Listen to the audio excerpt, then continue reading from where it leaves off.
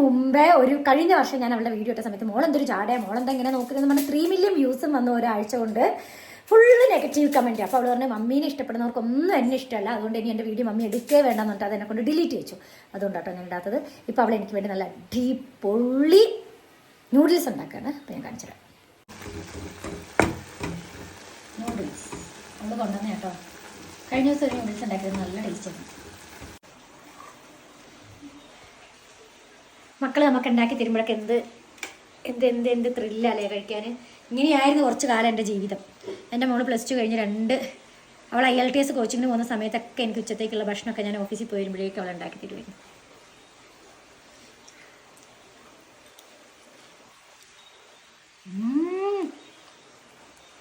Super.